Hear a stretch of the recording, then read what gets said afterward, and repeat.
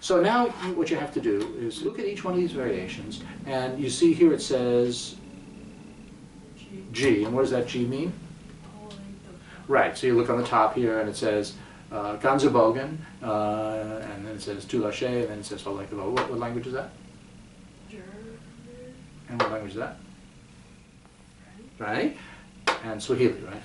Okay. So, each one of these things, you have to look at what the direction is, okay? And more than that, you have to look at what, like, the specific indication is here, okay? So this one, number one here, says whole length of the bow, and what else, what other indication is there?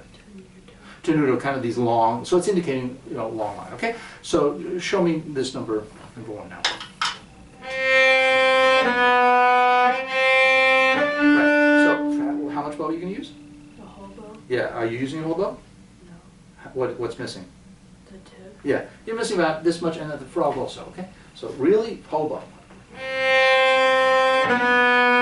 Okay, so now the other thing you need to do as you're preparing these for next time, each one, you're going to think, okay, what's my tempo going to be? You have a metronome?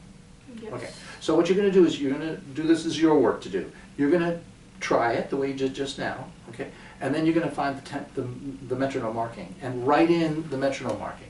You know, so in this case, you'll write maybe quarter note or eighth note or 16th note or whatever you decide, okay? And then write the number here, okay?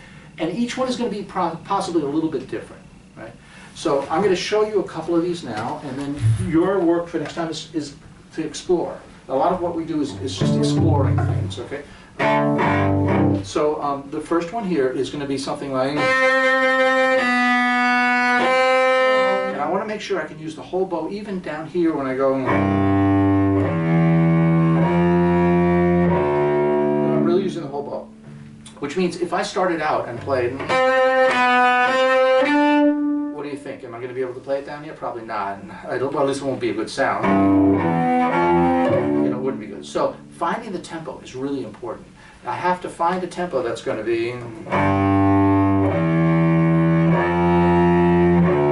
going to allow me to use the full bow. You understand? Okay.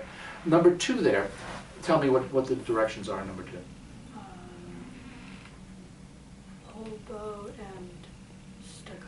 Right. So there are two ways of doing number two, okay?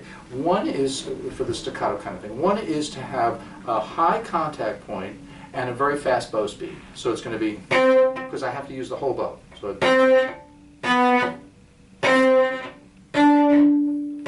now I'm stopping the bow. The other way is a low contact point.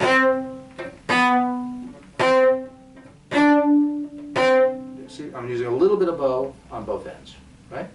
Again, have a tempo. It's going to be a little different tempo, possibly, from the first one. Are they both supposed to be the same tempo? No, everything can be.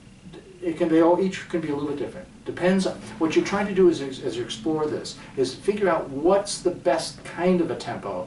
And you know, at first you're going to not be sure and that sort of thing. And eventually, as we do more of them, you'll figure out, oh, this one needs to be a little slower. This needs to be a little faster. So, like this next one here, what are the direction there? Whole bow and off winners. Right. Okay. So the tempo on this might be a little different. It might be.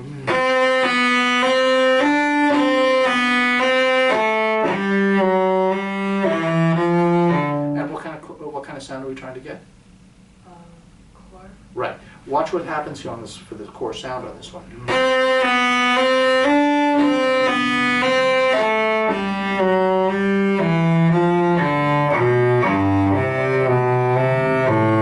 So I'm getting the same sound. I'm getting that same core sound, but now on the G string, I'm over here, right? So that can change. It doesn't have to be like the whole thing, because if I played here with the same sound, I'd only use a little bit of bow, but I have to use the whole bow. You understand? So I have to do what the directions say.